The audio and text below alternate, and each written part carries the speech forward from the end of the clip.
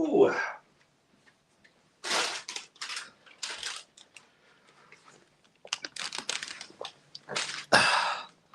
Hello. Sold your own coffee. Needed it for the live, didn't I?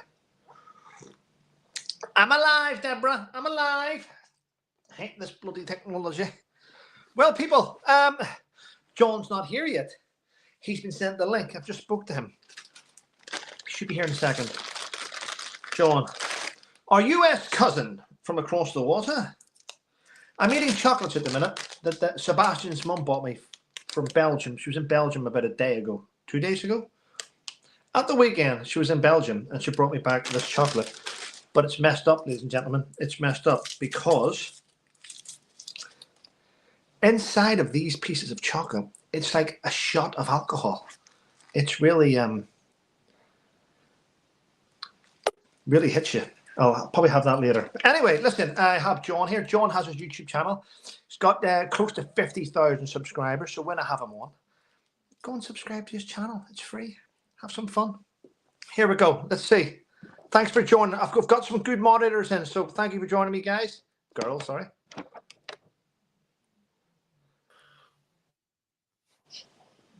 Hello.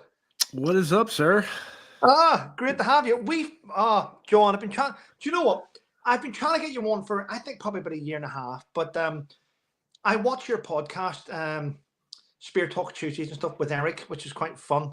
And I'm really pleased that you could give me some of your time today. So thanks for coming on, buddy.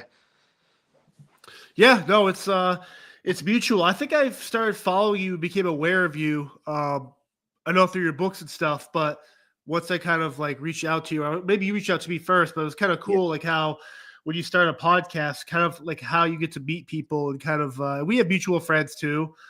So it's kind of cool how our worlds kind of crossed and we actually get to finally do this because I know we've been trying for a bit. I know, it's brilliant. I mean, I watched you and Eric. I'm going to be honest.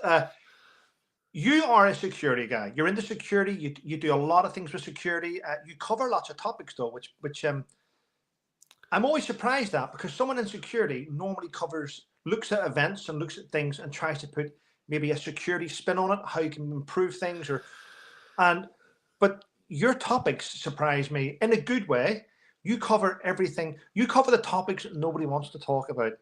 You cover not just veterans, but you cover trafficking, which is a taboo subject, really, isn't it? Yeah, stuff like human trafficking, mental health, Second Amendment, or like anything constitutional. I know in England, I mean, all around the world, rights are being questioned. And so it's like, it's one of those things where I don't tell people I'm an expert, but I tell people that whether you agree with me or don't agree with me, I value and appreciate the fact that I'm at least able to talk about this stuff.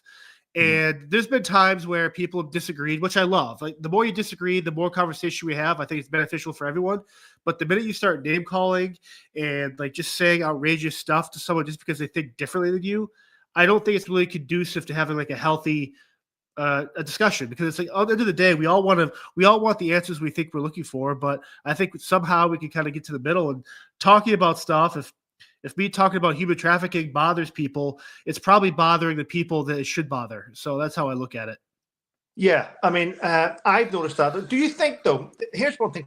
I looked at the topics that you cover, and am I controversial? I think I do the same. I think I like just to throw things out there which winds me up and see what the reaction is and see who can give me advice, because I don't know everything. I know I look like I know everything, John, but I don't. But I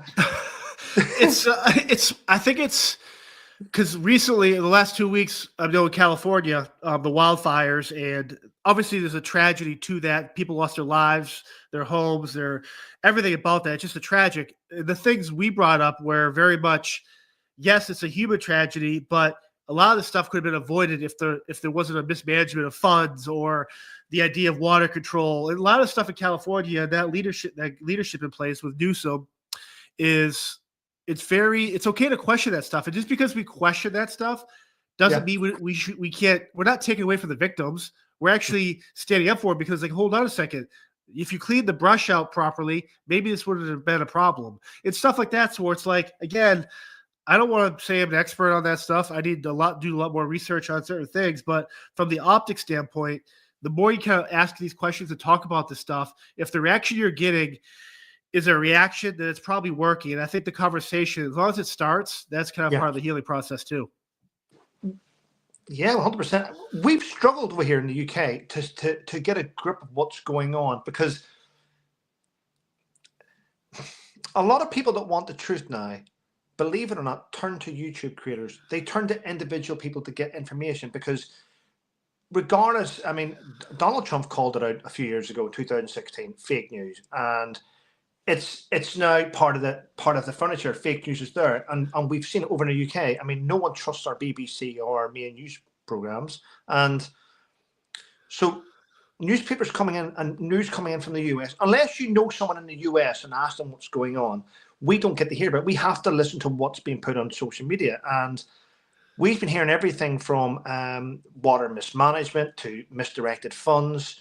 We've also been hearing things like it was arson. They caught someone, then they let someone go, then they caught someone, and then we have the whole Meghan Markle debacle, where the whole that rhymed. That didn't even mean that. I like that. The whole, where some of her cult, some of her fans are that obsessed that they, in the past, have actually set fire to people's properties, and we all know in the UK here that she's been blackballed by Hollywood and holds a grudge. So, I mean, there's just loads of conspiracies, John. So I don't want to say... There's people that talked about direct energy weapons being used. So it's just like, I think a lot of that stuff is a distraction to get down to the actual truth. And I do think eventually the truth does come out, whether it's tomorrow, years down the road, whatever it is, the truth will kind of... But the Merkel thing, it's one of those things where it's like, and I know you've got flack for it, and a lot of people... in my side over here, where it's just like, we're as American, I really don't feel I have a right to kind of gauge what's going on, because it's not my kind of thing. Yeah. But on the same side, I've never met her. In my old life with Secret Service stuff, I've met people in that family and stuff like that. But whether I agree with her or disagree with her, I do think it's funny. I don't know. Like, the only time I've had interactions with her or seen her stuff is whether it's a tweet or TMZ that, hey, she's at the fires, or whether it's a photo op, or whether it's, hey, I don't, sometimes it seems like that. I don't want to judge her per se, but I also don't like people that blindly defend someone just because someone else disagrees with what that person represents. It's like, I know some of you get attacked for some of the stuff where it's like, well, maybe Trevor, maybe his opinion might not settle with some people, but it settles with a lot of people. So it's like, why can't you or I have a different opinion on this stuff? And it's like, again, I've never met her.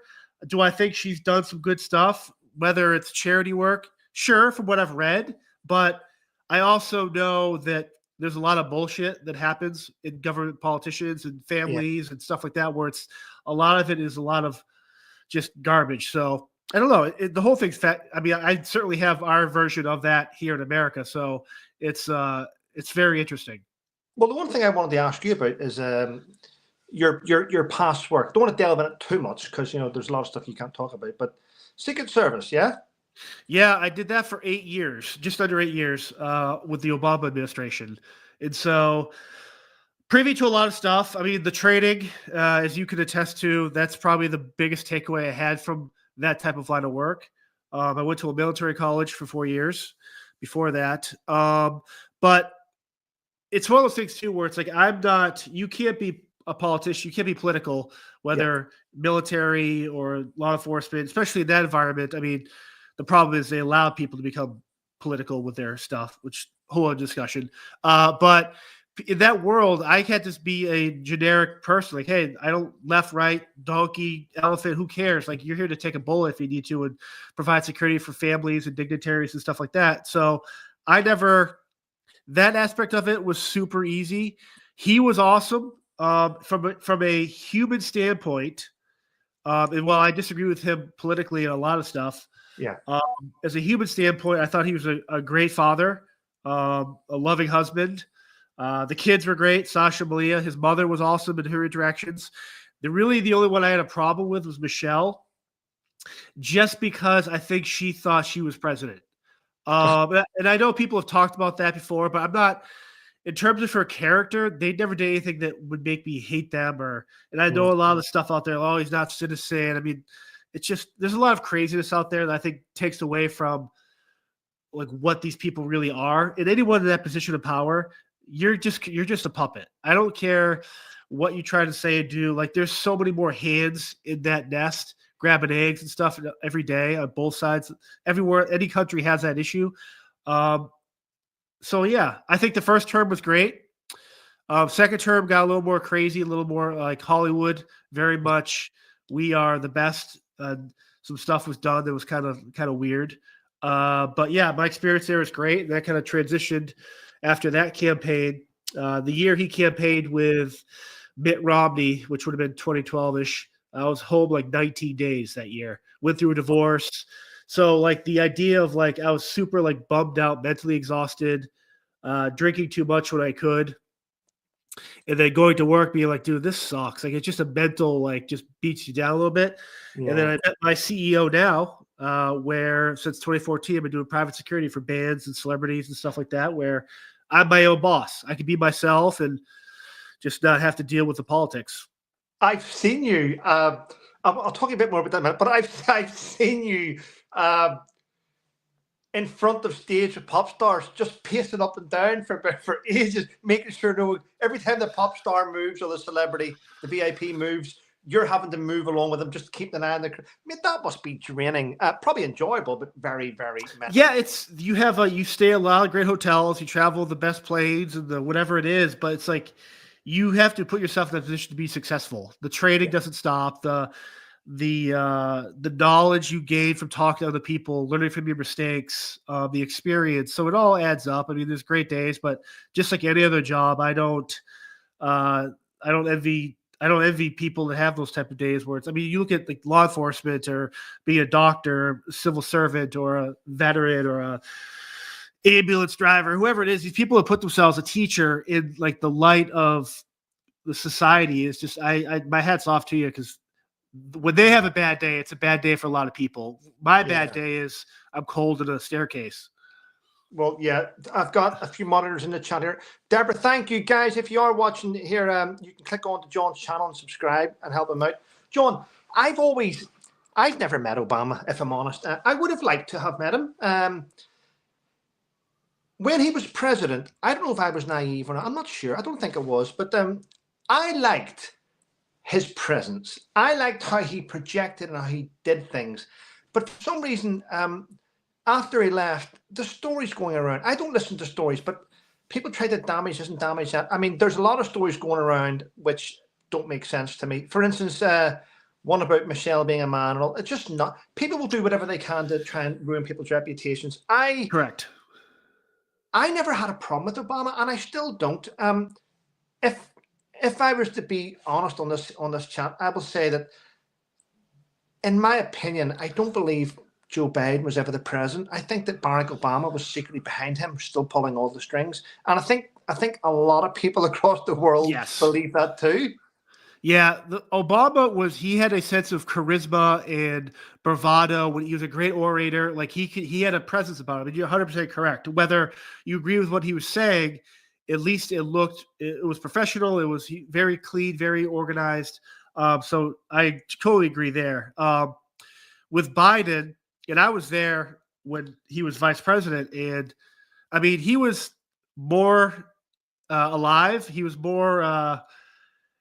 Honestly, it looked like a totally different person when he was president versus now. I know time and age goes after all of us eventually, but his downfall was so quickly. And I mean, you can look through the pandemic, even when he was campaigning when he first won, he was hiding in the basement, like doing no press, no promo. And then when he wins by how many other votes, and then they complained that 15 million people didn't show up for Kamala. Well, you just proved the point that those votes weren't real. And so like a lot of that stuff that happened with him, like they just tried to force, to your point, not necessarily physically Obama as president, but the ideals that he had established that kind of got eroded away when Trump was first in office. Yeah. It's again, I don't know all the details. I think it's always a weird power play that we as humans are kind of caught in between like this storm on both sides, and we just want to kind of figure out where in the middle we can all just kind of find peace. Well, here's one. I don't think anyone's ever asked this question. I like to ask things that people don't ever ask before.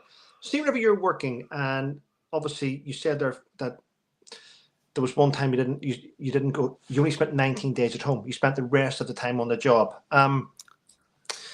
Has the Secret Service changed from your days to what the world witnessed? Because the world did witness a Secret Service that were incompetent and had basically.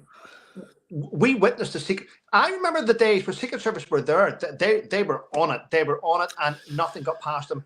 And then, for some reason, we witnessed the sort of demise of them during Trump's re-election, and something seriously went wrong there.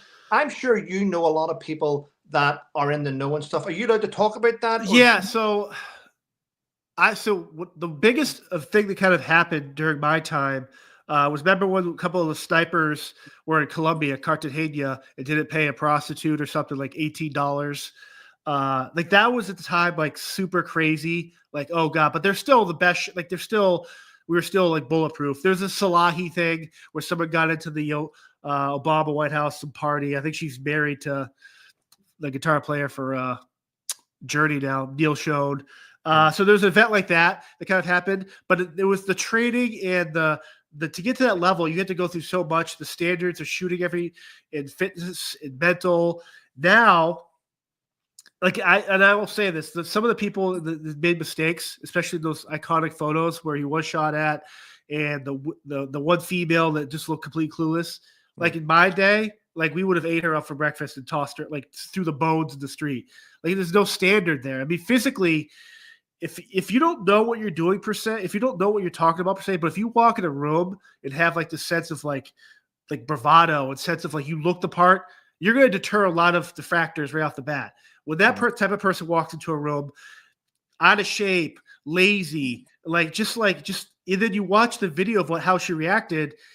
A lot of these people, I think, whether they're hired just to fill a spot, or I don't necessarily think there was talk of maybe lowering standards per se. I know military and other branches and other law enforcement departments, at least in the country, the United States, they've had to lower standards because, God forbid, the media persecute and destroy all law enforcement during Trump's campaign and defund the police. So it's like you put this mental thing in people's head where people that want to serve, the men and women that want to put their life on the line, don't want to because their own supervisors hate them, because the media is telling them to hate them. Their own government hates them. Their own media wants to destroy them and just say it's okay for mobs to throw cans at them and spit on them and call them all these names. And so it's like you chase off the good people, and then you still have a void of people that either retire, that didn't want to get the jab, that left early. And so now you're filling up the spot with people that physically, mentally, whatever it is, should not be in that position. So I'm hoping people start getting hired and assigned jobs based on their skill. I don't care if you're black, white, gay, straight, have giraffe feet, have an elephant tusk, like who cares? Be good at your job, and that's what the merit you should be based upon. Yeah. Fair one. So I'm intrigued about the Secret Service side of things. It's just something, I mean, it's only a small team, let's be honest. They're quite small. They have one sole purpose: to protect the White House and the president, and that's your sole purpose. So with that in mind, I'm sure that you know a lot of things. So threats on the president's life, is there many that come in?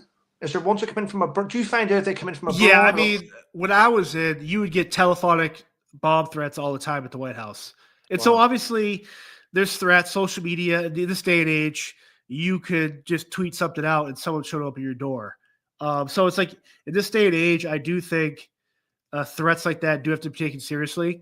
Mm-hmm. Now, if those 99% of the people that make these threats, they live in their mom's basement, they have it's their way of lashing out, being upset, whether they're rightfully allowed or upset for a reason that maybe is near dear to the heart. You just can't say those things. So threats like that come in all the time.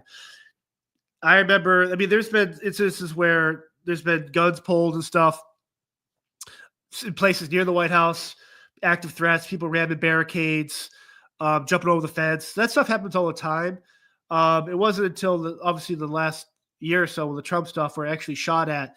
It's been decades since something like that happened. So it's crazy. I mean, there's a lot that goes into it. There's a lot the general public doesn't know or see or should know or see how that he's secured or she's secured. So yeah, it's pretty interesting. And now I know with you guys, you've been dealing with it too, but like the drone stuff that happened in the last couple of years or the last couple of months, no one really knows what it is. I mean, I think people do, obviously, but it's one of those things where it's a whole other layer now of dealing with threats because you don't know, as you know, drones can carry payloads. They can do all sorts of stuff now where you really don't know what's going on. So it just adds another level of scrutiny under like you have to in that role you can't have bad days. Yeah. You can't you have to be at the best of your game. So it's I don't envy that job for a lot of people. Yeah, you mentioned her, which made me chuckle. Michelle used to think that she was a president. Well, I'm not married now, but all our wives take on our roles on our ranks, don't they? I mean, in the military, I used to see officers' wives thinking they were officers, and senior NCOs' wives thinking. I mean, the RSM's wife knew she was the RSM's wife. I mean, it for some reason, whenever you get a job high sort of position, and I don't. Do you think that is because it's almost like I don't know how to say this. It's kind of for me. I'll do the opposite of what you're saying first because I agree with what you're saying, but for me to be successful, or I think a majority of men or women to be successful, they need that strong home, whether their partner, lover, husband, wife, family at home to kind of corral and nurture that type of, hey, this is your safe space. Like this is our home. Let's protect the nest. And you need to have that strong backing at home. Yeah. But I also don't get the idea of you're elected president. You're not elected first. I mean, you're first lady based on title or first husband based on title. So it's like, I don't know why you feel like you could just kind of jump in there and just kind of act like, I mean, I get why they have their own staff, their own little council. They do their own type of things, which a lot of stuff that Michelle Obama did with like about the kids eating healthy and zero sugars. And I mean, I love the idea. I love the initiatives of stuff like that. Yeah. But other than that, why are you meeting with world leaders? Like, it's like a weird, like, I don't know. I agree with you need a strong dynamic at home to kind of watch over you, watch your back and support you. But you also have a title. It sometimes it's just got to be you to deal with it. So it's like, I never understood why. Yeah, I agree. I mean, I didn't like it. I actually didn't like going into a room and someone going, and I didn't like the wife saying to me, he'll be back in a minute, grab a seat, sit down. And they're like, who are you talking to? I mean, get a grip of yourself. The first lady has no choice. Now, we've just got Donald Trump in as a president, but the next one could be a female. So this isn't I'm not trying to make fun of the first lady because it could be a first man. It could have been. Yeah, for sure. But I just think it's weird. You know, your husband is the most important person in the world right now. He's busy. However, we've given you a title. Go and run a book club. Just stay out the way. So whenever they're doing their own thing, looking after the kids, and they're getting the best designers look after them and everything thrown at them. I mean, I never understood why they had to get involved in politics and try. I think Michelle was the first one where there was people talking here for a couple of years where, hey, maybe she wants to run for president. Yeah. And so I think a lot of her stuff she was doing, at least the second term, was possibly putting herself into a position where she gets experience dealing with world leaders, which, okay, fair play. But again, you weren't elected. It's like one of those things where I'm just like, I'm flabbergasted that you could just think you could just run into a room and think you are. And the way she would kind of say stuff to people and treat people, like it was just kind of like, I mean, I get it. Your husband is in a stressful position. You're always under attack, whether you're right or wrong. I mean, Obama looked like he aged 40 years the first year. So it's like clearly that position is going to destroy you mentally, physically. You have to be strong. And for me, while I would appreciate the strength and stuff at home and the behind closed doors and quarters, I also have the title of president, whoever. I need to face this alone in some of those moments. And I don't want that to be taken away from me by the actions of people underneath me or like behind me when I'm the one that should be talking. Yeah. We've witnessed so much. I mean, the president of the US, the leader of the free world. I mean, we all have to look at the minute. We're struggling in the UK at the minute due to our unbelievably unpopular prime minister, who's taken. I mean, he's sort of the morale here in the UK has never been as low. What he's done to ordinary people has been shocking, and I see that the president basically just shunned him. We don't need you at the minute. But a lot of pressure is being applied by the likes of Elon and these tech billionaires are putting a lot of pressure, and I'm hoping that it filters off to us. I may not be popular for saying this, but we need someone with a bit of balls, someone a bit like Donald Trump to be in charge of us, because we haven't had a good leader here for many a year. And I think here's the thing. I'm born and raised conservative. I've always been that mindset. Does some of the stuff he say should not be said? Sure. He's uncouth. But when I tell people why I agree with a lot of stuff he says and why I voted for him is because I don't need him to be my best friend, my father, my brother, my roommate. I need him to be president of the United States and put country first. And I think you look at other countries like Argentina that voted in a guy that's very similar to Trump, who was actually at the inauguration. And you look what's happening to civil unrest in South America and Brazil, where people are rioting against the regimes. And all these countries are kind of, the people are like, hey, we need change here. And whether you love or hate Trump, it's a drastic change. It's like one of the things, too, I was going to ask you, through the pandemic, like I remember, I don't know enough about, obviously, British politics. I know enough about the history leading, like all the famous battles and wars and stuff. But like the last 10, 20 years, when I look at something like Boris, I thought he was like the ilk of someone like Trump. And that, or at least that's how he was kind of portrayed in some of the same people I follow on social media, the political world. So I don't understand what the pushback was versus why he wasn't more successful. Is it because his way of thinking was drastically different? Or because I think that the thing with change is it's only successful if it's allowed to happen. And whether you're afraid of change, it could be good reasons or bad reasons. So I do think sometimes change is needed to kind of reset or find a new balance between all the people. Yeah. Well, I like Boris's way he went about things, but in the end, his own stupidity was his downfall. He did things. I mean, the pandemic sort of ruined a lot of things. Let's be honest, a lot of lives ruined. And under Boris, our health secretary was having an affair. No one was allowed out. We were on curfews. Downing Street was having parties and drinking and things that they were doing. So it was like he went from being the bubbly Boris to Boris the dictator, and there was billions of taxpayers' money used to buy PPE. And a lot of that PPE, the contracts went to friends and family of lords and peers and politicians. And then a lot of those companies went bust and the money disappeared. A lot of people that are still on this has been, we're in a massive black hole at the minute, and yet there's been no investigation into our politicians who abused the pandemic and abused the money for it for self-gain. So Boris he had to go. No accountability. In fact, the weird thing is, during Boris, when he was the prime minister, his dad left the UK and became French. That's how shit Boris was. I mean, his dad got French citizenship. I mean, but he was like a cuddly older uncle type prime minister, and he came across like that. And for that, he got millions of votes. But he was as devious as the next politician. Yeah, it's crazy how the pandemic changed the course of history in terms of politics.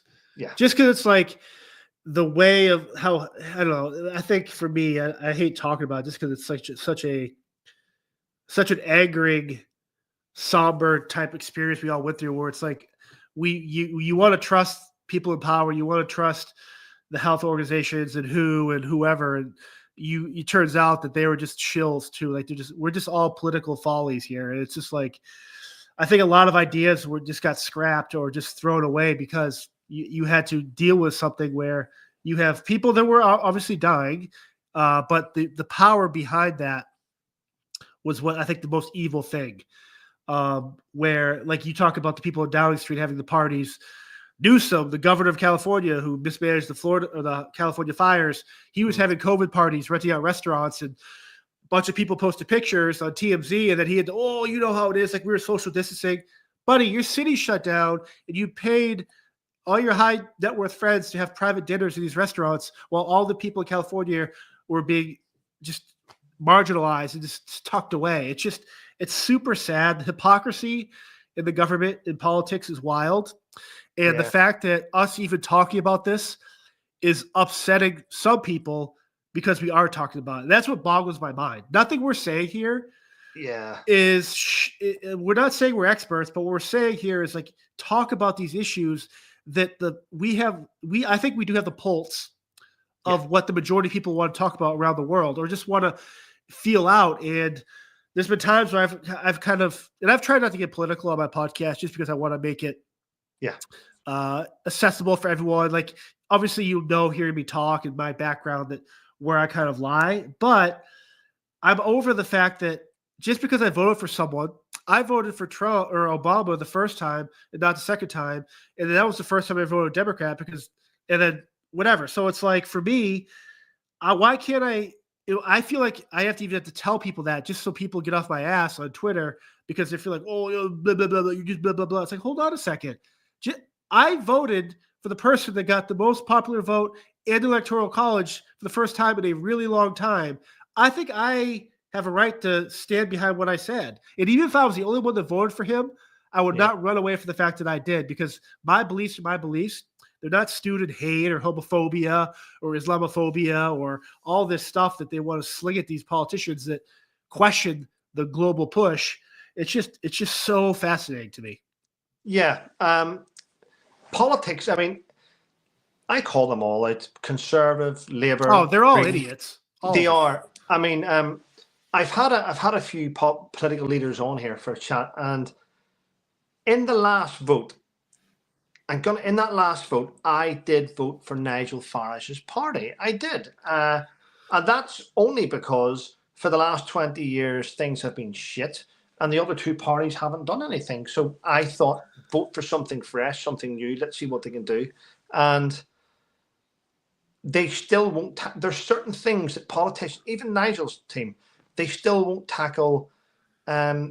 The fact that our military is being dwindled away by politicians. They keep making defense cuts. At the same time, we're in the middle of, we're right in firing line between Ukraine and Russia and what's happening in Syria. So, I mean, for some reason, and I don't like talking about this type of thing, but the UK likes to stick its nose into other people's business, and I wish we wouldn't. I wish we'd just leave them to get on with their shit and just leave it. It's weird, right? Like, I'm always fascinated by how, like, and again, I can only know what I know on my end here, in terms of getting involved in other foreign wars and sending men and women to die in battles that really has no effect on what we're doing as our countrymen and women. So it's like we're just pawns and used for whatever game they want to play with people, and they're sending money to do all this stuff where it's like, you want to secure these other countries, we can't even secure our own country border and stuff like that, where it's like. And I say that knowing that I do sympathize with people that are suffering in Palestine, in Israel, in the Middle East, in Russia, in Ukraine. The politicians that play and doing what they do, you're nonsense to me. But the actual people that are affected by these decisions and stuff like that, I sympathize with them. But I'm also the first person to say, before we send our soldiers to foreign wars, why don't we take care of the veterans that already fought in the wars for us? And so it's just like, I am super passionate about that, because I always feel like you get thrown in the middle, where it's like, if you support your veterans, it's one thing and all this stuff, but if you don't support sending your military people to protect other people, you don't care about those people. So it's like, I don't know. I'm glad we're having this conversation. I think more people have to have it. Yeah. Right. I'm going to make it a little bit lighter now. So you do a lot of security as well, even though you're not in the White House now. But what what do you enjoy more, though? Do you enjoy the side of it, looking after celebs and pop stars, or did you prefer the political side of it? Which The irony is the politics of the entertainment industry are just as stupid. I mean, it just as dumb, even more so, just because they have more free reign to act stupid and clueless and say ridiculous stuff. I'm privy to work with great bands and people that never put me in a position to overwork or do something outside what I'm trained to do. They're all professional, and I can be my own boss. So I can step away if I don't like it. Again, I'm in a position where I can work with great men and women, not only my team but the clients as well. But I work with everyone from Motley Crue to Nickelback to Shinedown to Morgan Wallen to whoever it is, and so again, the media will say one thing about certain people in those groups, whatever, but they're all been awesome human beings, not perfect, but awesome, decent human beings. And the politics of the government, it's you can't be really who you are. I mean, and I'm okay with that. You're serving a government or a regime or whoever it is, an office or a department that has their goals, which obviously if you sign up for it, you're kind of aligned with that or you want to be there. Like no one forced me or forces us in this country, hey, you have to be ATF. You have to kick down cartel. Like no one does that. No one makes you, there's no draft. I think having a draft would probably put some of these punks in their place, but that's another discussion. But the private security world is, I like it just because I can be my own boss. I know my schedule ahead of time. I'm not stuck on some C7 or C whatever, flying around the country, doing motorcades and all this other stuff. I can kind of like figure out my schedule, which is better for me allowing to do the podcast stuff and write and do all the stuff I like doing as well. Wow. Reference your training then. What bit did you find the hardest bit to obviously to be obviously you've got to go through selection process. You then have to go away and see if you're the right fit for the Secret Service. They'll then go into your background, have a look at you. Did you find it more was the mental side of it more tougher than the physical? For me at least as I've gotten older and I turned 40 this year, I've always thought if you're physical, you'll crush everything else. Like if you're physically strong and fit, like everything else will just fall in place. But as I've gotten older, I've realized if you don't have a strong mind or your wits about you, you will crumble. The strongest people I have seen break down in situations where it's like, dude, we got the training. What's wrong? Like they just physically, sure, they look the part, they got it, but mentally, it's tiring. It'll beat you down. You're watching the news. You're hearing what people are saying about you. You're giving people are talking shit about you. They're all this stuff, and so it just beats you down. So the process, like my polygraph was 2 days. It was insane. It was the most ridiculous, like everything from like, so they ask you every question 100 times differently. The questions like, do your parents know, or how, like, why are your parents upset with you? Like nothing was ever yes or no. It was always very much like, wait, what? Like how often do you make your parents like just put you in these positions to kind of see like how you change and then they'd throw out like have you ever had sex with an animal? And they go back into bribes or drug use and they go back to some other crazy subject. And so mine went 2 days and it was the most like mentally exhausting. And so it kind of gave me an idea of you're going to have bad days on the job, whether you're a veteran, law enforcement, firefighter, you're going to suffer loss, you're going to suffer whatever.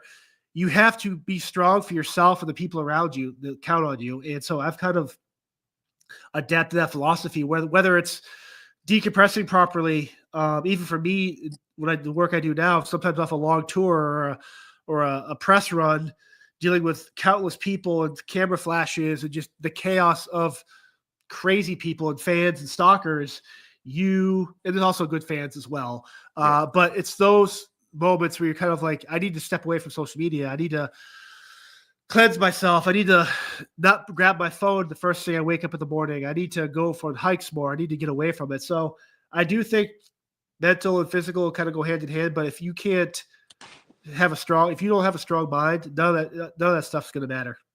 Yeah. I mean, it sounds like it's been you've had a pretty stressful life. What do you do to unwind though? Are you a coffee addict? Yeah, I'll drink coffee. I like a good coffee. I know we're in America, Dunkin' Donuts and Starbucks is a huge thing, and obviously Starbucks is in Europe too, but in the UK. But like something like that, where I'm like, I drink energy drinks that are sugar free. The company called Ghost. I used to drink like Red Bulls, and like Monsters, but like you start looking at the health side effects. Energy drinks aren't healthy for you, so I'm like trying to drink better water or actual water. I'm trying to be healthy about stuff. But yeah, coffee for me is usually kind of like a good couple of cups in the morning. I can also drink it late at night and fall right asleep. For me, I think it's just the taste and it's hot. Yeah. But yeah, I don't really. That's kind of. I know that's the one routine that probably stays the same is a coffee every morning before work. Just to kind of, it just feels right? Like it just feels like I'm not home, but it feels like home. Yeah. I mean, I'm a coffee addict. I have a veterans coffee company that sends me coffees, and I advertise that for my stuff. What coffee is that? It's called Soldier Own Coffee. It's based in Northern Ireland. It's a guy that used to be in the army who Awesome. Double amputee from Afghanistan. So he sort of he's thrown himself into this. That's not a pun. I mean, he's thrown himself into coffee because it gives him something to do, and he loves it. So I when I can support him and try and promote him. It's nice to try and give back a little bit. You know what I mean? Yeah, I love it. Yeah. It's something about I love when veterans become entrepreneurs. It's very and we have companies here. I know someone mentioned Black Rifle Coffee. There's other better companies, Spartan Brews Coffee, that are actually veteran owned still. But to my point, I think veterans, I love the fact they give their life for service and country. And then as they get out, I feel bad that a lot of them feel like they need help building a resume. They don't understand the transition from the military world to the civilian world is so difficult. And then when they take the initiative to kind of control that narrative, whether it's starting a coffee company or a clothing company or a podcast, or I love it. Anything for veterans and stuff like that, I'm all for it. Yeah, it's good. It's the thing is, it's such a small niche of people that sometimes it's dog eat dog as well. Though you know what it's like, don't you? Everyone's trying to get that. Everyone's searching for that 1,000 followers. Everyone's searching for that sponsorship, and because we're all in the same sort of thing together, it's good. I mean, I've got a little circle of great people around me, which are fantastic. And as you've noticed in the last 24 hours, I get the odd thing coming in going, we hate Trevor, we this. And listen, I just go, thank you. Just thanks for that. Well, so this morning, I got hit, it's the same three people. I'm not even going to say their names. They're just like, oh, you can't, just basically just trolls, right? They have 6 followers, 18 pronouns, not even their real picture of their thing. And so I'm having fun with them. And then eventually they just start getting into name calling, which is the narrative of most people that don't agree with you. The name, once the name calling starts, dude, I'll have fun with you. Then I just block you. And so, and I just don't, I've done podcasts before with people that think 100% differently than me. I've had guests. I am a devout Catholic. I love the Christian faith. I love all that. But I've had atheists. I've had pagans. I've had all different walks of life on my podcast talking about just different life. And so that for me, that's why I love the podcast, because it's like I could be who I am. I could talk to someone, whether they're an actor, veteran, law enforcement, military, conservationist, whatever it is, astronaut, and we just talk about life. And that's what we're talking about here. It's like we all have our backgrounds and whatever, but our opinions and just having a conversation with no name calling and just yucking about. I mean, that for me is what the dream is. And it's embarrassing that people go on Twitter and just start slander and name calling. And I'm just like, dude, what are you people? All you're doing is engaging. All you're doing by engaging us and people like you, you're only making people realize I got to listen to Trevor because he's angering the people that anger me. So it's like, it's just the hypocrisy of both sides of the aisle here that just attack each other. When you do meet in the middle, I think we'd all get along better. We would. I mean, whenever you show me that message that you received, anyway, you showed me that message. It made me sort of giggle a little bit because everyone in the chat watched me a while ago. The lady that sent you that before Christmas cast a spell on me, and and I was like, what? But that's the level of people, John. And you listen, you can't be angry at them. I just go, okay, no problem. Yeah, it's tough for me sometimes to bite my tongue. If I'm bored and drinking my coffee, I want to lead into you just because they get too many people on both sides get free passes just to run their mouths. Yeah, and there's a lot of keyboard warriors. Whereas sometimes I like to let them know the big dog wants to play too. Yeah, but I'm also like, what? End of the day, maybe I'm looking at it wrong. Where maybe they're having a bad day. Maybe their kid's sick in the hospital. Maybe their loved one just died. Maybe they have mental health issues. Maybe they're whatever. It's like, hey, if this is their way of feeling good about themselves, I'll gladly take the stupid tweets. I can't promise I won't bite my tongue, but the minute you start talking about my friends and stuff like that, where I'm like, guys, like, yeah, Victoria was the woman, and hopefully she casts a spell on me tonight too, because I'm ready. It just made me laugh though. But I mean, I used to get angry. See, whenever with my service, I had severe PTSD, and I've managed to find a way to sort of focus on other things and not look back. And I used to get triggered by idiots, but I don't let the idiots get in my head now. I just because this is why one of the reasons why I had to come off Twitter. Because on Twitter, I deleted my account a couple of years ago. Because when people used to attack me, I would go, "What the fuck?" and I'd go, and I was making it worse, but it was getting in my head, and I thought, this isn't good for me, so I'll delete that and I'll just focus on positive stuff. And there is days I want to, and I have to watch what I say because see when I say things on videos, people cut them for certain things, and there is days I would like to strangle people, but I don't. It's just a thought. I don't go and do it. But but there was a time when I would say things like, I feel like snapping today. And there was people that troll you who cut your videos and they make you look more unhinged, and you go, really? Did I say that? Oh, so social media is crazy. It's unfortunate that we can have an hour conversation like we're having now, and then someone will take out 2 seconds of it just to feed their machine. Where I'm like, if you listen to the whole discussion, we probably all agree a lot of the same stuff. Yeah. So it's just like, sometimes I'll say some outrageous stuff just to kind of get those click bites, but I'm just like, you know what? Like, just go pound sand. I know. I mean, I was demonetized on YouTube for 2 years solid. Well, YouTube went through the whole. Yeah. I know during the pandemic, I had a bunch of massive episodes about human trafficking and all that stuff that was going on, and I got strikes against me. I had episodes taken down. I had letters written to me and threats. But I'm like, for what? The truth? And so I had to go through some channels with people I know high up in the government per se, just to kind of get that kind of squash. Because the minute we start talking about something, again, we're not talking necessarily about the truth. We're talking about a subject matter that we want to understand more about. And so when we have these conversations, we aren't like, it's just, the whole thing is just fascinating to me. And so for you to be demonetized for having a different belief is the most, it's one thing if you're out there saying, hey, we're going to kill this race of people. We hate women. We hate the gays. We hate black people, all this stuff. It's like, no one's saying that. If you are saying that, you should have your head lopped off. But no one's saying that. So it's just like, I don't know, man. It's just people will do people things. It's sometimes. Today. Yeah. I had it today, John. I mean, Instagram, as you know, I scroll and I see, sometimes I'll just lie and just scroll, see what's happening, just look at things. And Instagram puts things in front of you, and I don't like it. I mean, for instance, this happened this morning. I'm scrolling away, and next thing you know, Michelle Obama's there in front of me, and she's dancing up the corridor, going to do a TV show. She's dancing, right? Now, I didn't do anything I thought was nasty. I just wrote, Instagram, stop putting people in front of me dancing. I don't like watching people dancing. I'm not into it. Oh my God, I was attacked. Is it because you're a racist, Trevor? I went, no, I just don't like people dancing in front of me. I don't want it. Please, Instagram. then it's like, what have you ever done? I'm like, well, I just don't want to watch. And I feel myself being attacked from everywhere just because I didn't like to watch someone dancing in front of me, regardless of.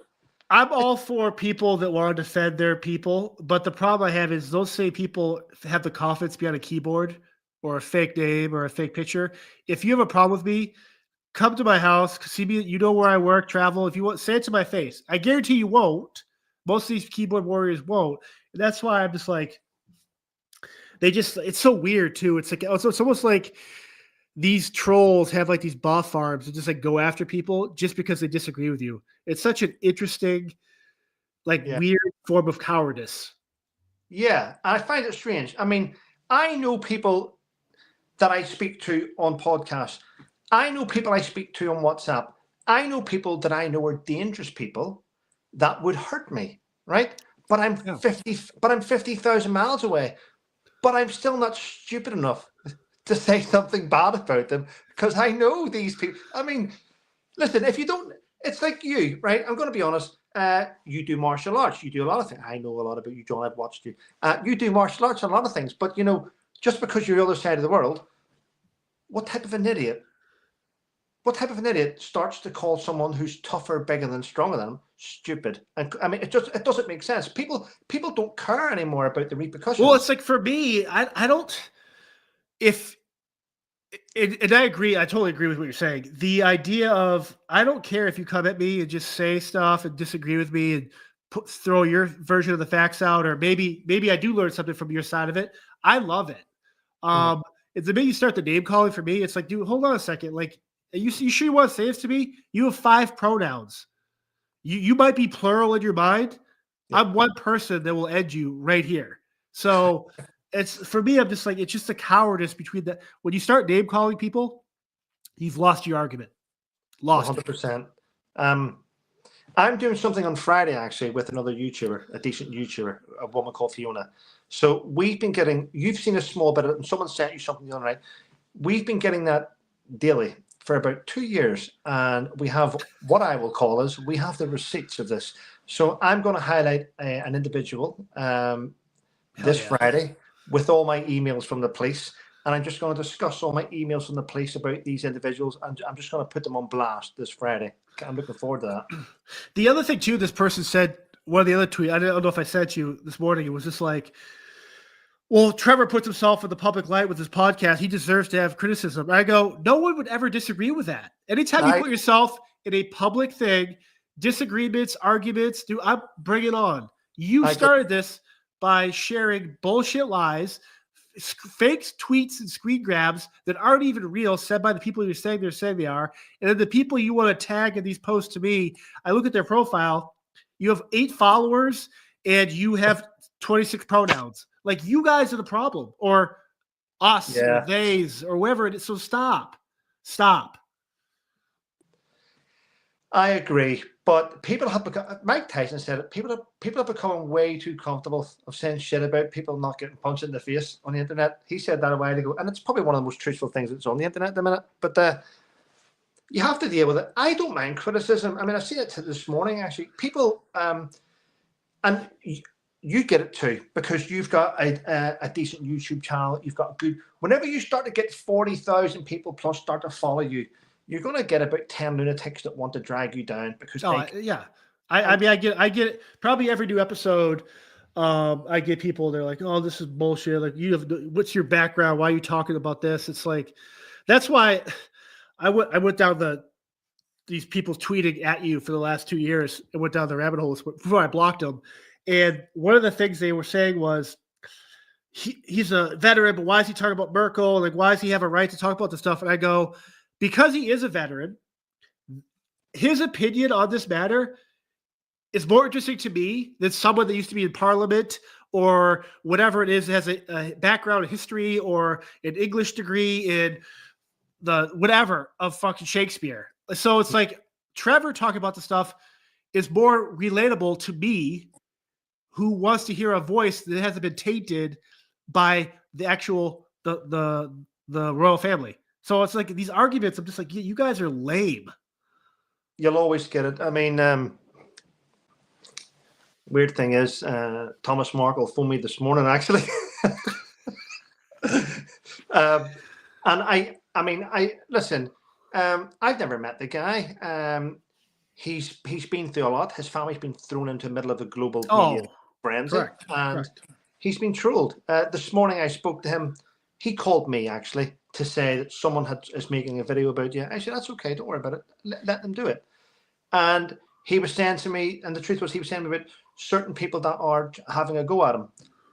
And my advice to him, whether you want whether you want them, I said, listen, let them do it. Let them do what they want, Thomas. At the end of the day, find a circle that you're comfortable with and stick with people that add value to you.